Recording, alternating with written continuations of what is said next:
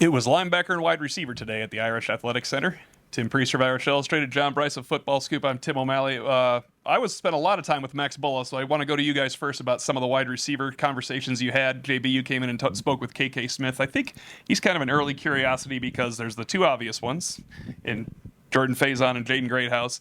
Then there's the young guys, and KK Smith is kind of right in the middle there, other than the transfers here. It's for spring ball. Yeah, really striking conversation with KK Smith today. Enjoyed my time with him. Talked about his road to recovery, how frustrating it had been for him to have to deal with the collarbone and the AC joint issues, really in both shoulders, but dealing with it late through last season and having that hamper him. But I talked to him, noticed around the Orange Bowl that he had started looking really good on the field in pregame warmups, and I specifically asked him about that, and he said, I didn't care. They weren't letting me be hit yet. I was ready to be hit. And I specifically had referenced a drill that he had run with Mike Brown and Michael Bearden, who's now with the Cleveland Browns. Don't let that confuse you. And he said, yeah, I wanted them to hit me. I was ready to go. And my mindset this year in spring ball is that they're going to have to keep me off the field because I'm going to make it impossible for them to do so. He also said adopting a new aggressive mindset out on the field from a personal standpoint is that I don't have to get open. They have to guard me. I thought that was a really interesting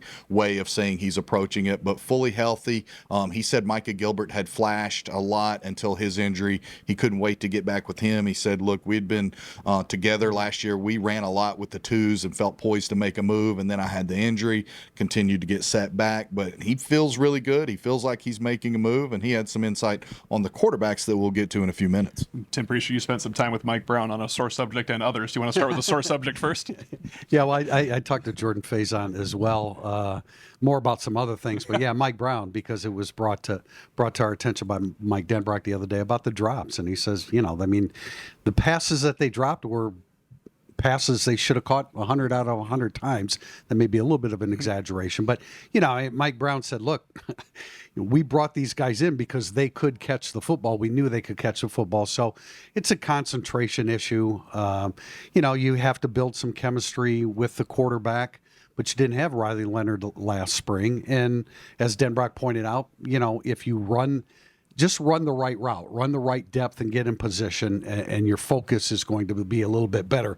I did talk to Jordan Faison, and before I get to that again, I guess I want to talk about Mike Brown talking about Jaden Greathouse, and he said, I said, has he picked up where he left off? I could barely get the words out of my mouth. Has he picked up where he left off since the national championship game? He said, absolutely. He spoke glowingly of how he's progressed. Jordan Faison, spending a little bit more time with football. I don't think it's like, hey, you need to spend more time with football and less with lacrosse.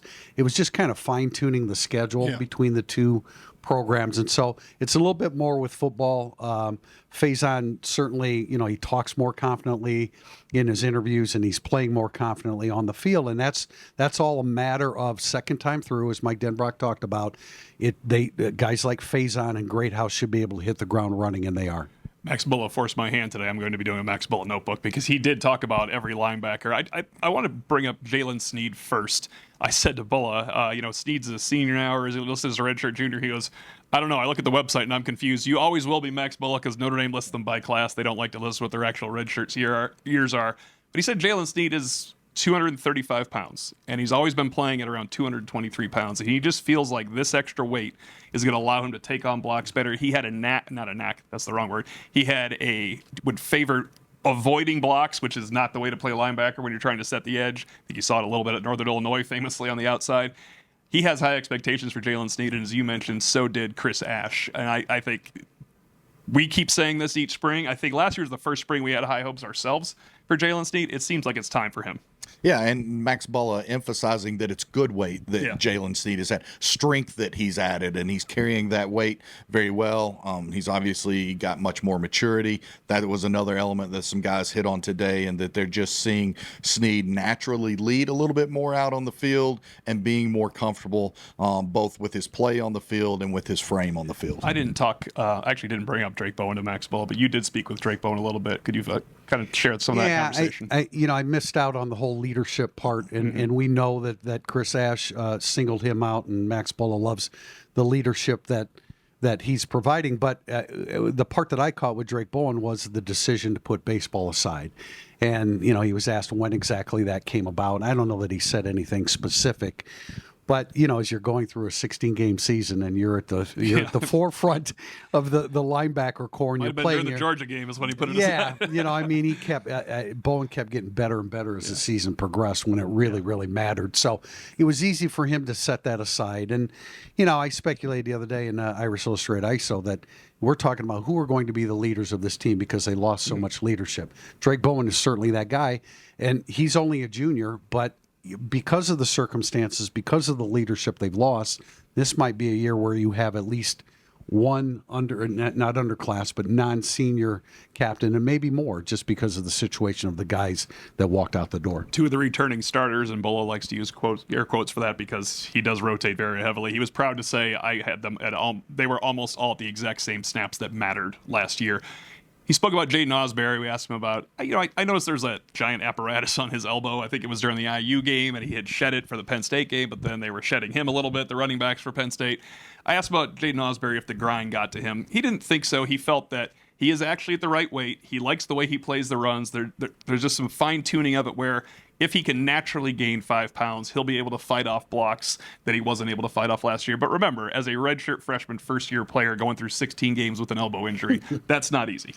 It's not easy, but to the point about gaining weight and gaining the right weight, and Osbury is looking to do that. But we've heard it from Jalen Sneed to talk about him today, KVA, and we'll get more to him.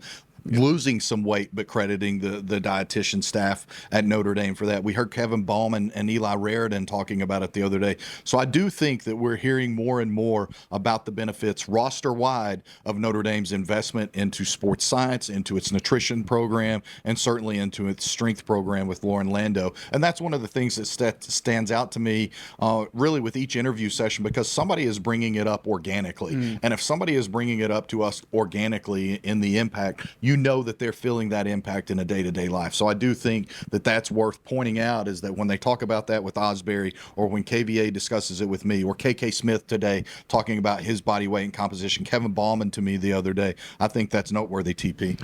Yeah, Osbury's a kid that every time we talk to him, he's impressive. Yeah. And he had an impressive season.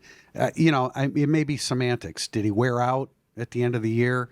Maybe it was just more that he was banged up because of the lengthy season. But he's a mature kid, and he's a guy that's going to really continue to help them. Plus, banged up with Nicholas Singleton. I mean, you have a bad elbow, you're banged up, but it's Nicholas Singleton.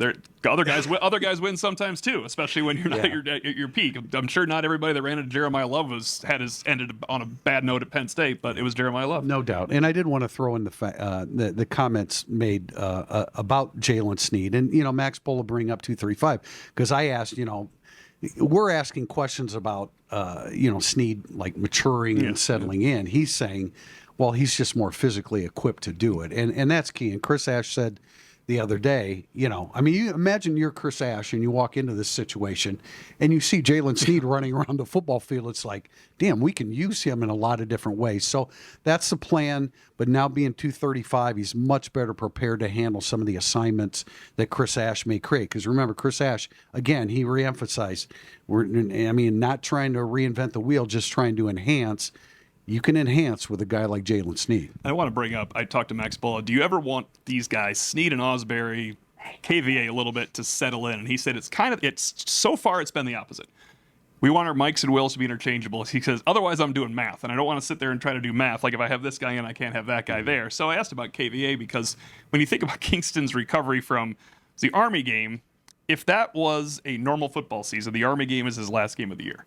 Instead, he got to play against Georgia, Penn State, where I thought he was one of the defensive players of the game, and Ohio State. And he just basically, Max Bullough said, Kingston's a pro. He comes here, he studies for school, and he plays football. He got hurt, so he studied for school, and he rehabbed. That's it. He said, we knew when we put him in, he could play. They weren't even worried about putting him back in after that injury.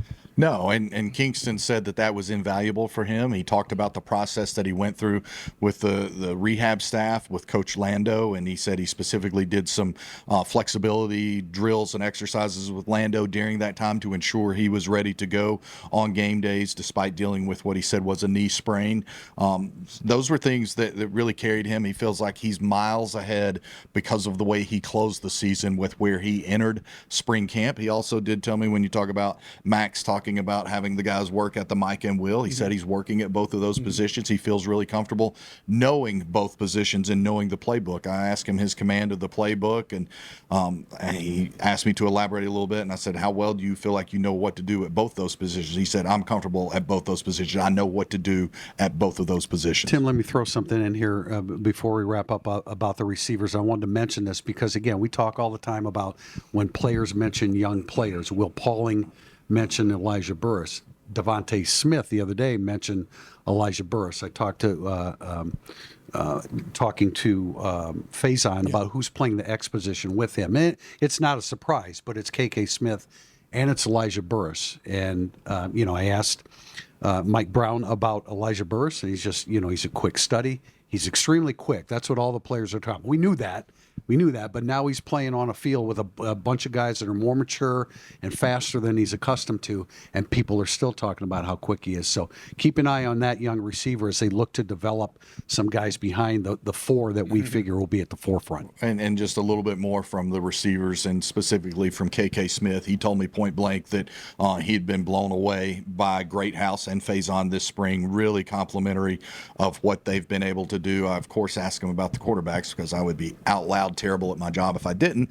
And he gave some interesting insight there. And he said, look, all three are doing some good things. He said, I would say that Kenny and CJ will run it a little bit more, but that Steve is really throwing the ball well. And I asked him about just the way that the guys seem to respond to Kenny. And he said, I found this interesting. He said, Kenny has always been a vocal guy that guys liked being around. Even a year ago, whether it was in the weight room or the locker room, Kenny just has a way that the guys want to be around him. So I did find that interesting. And I asked him, I said, well, Marcus said Kenny thinks he can run as good as Riley. I asked Kenny point blank. He said, oh, we would tie. I said, what do you think? He goes, I think he's as good a runner as Riley. So pretty interesting stuff. That's professional tease, and I have another one. Oh, go ahead, Tim. Well, as I point out in ISO yesterday, he's 20 pounds lighter and 3 inches shorter. So I'm not going to put him quite in Riley Leonard's category of running. I also talked to Max Bullough about Madden Faremo, Bodie Cahoon, Teddy Rizak, and Preston Zinter, but you will have to read about that today on IrishIllustrated.com. That, my friends, is a professional tease. Until then, for Tim Prister of Irish Illustrated, John Brice of Football Scoop, I'm Tim O'Malley. Thanks for watching Irish Illustrated Instant Analysis.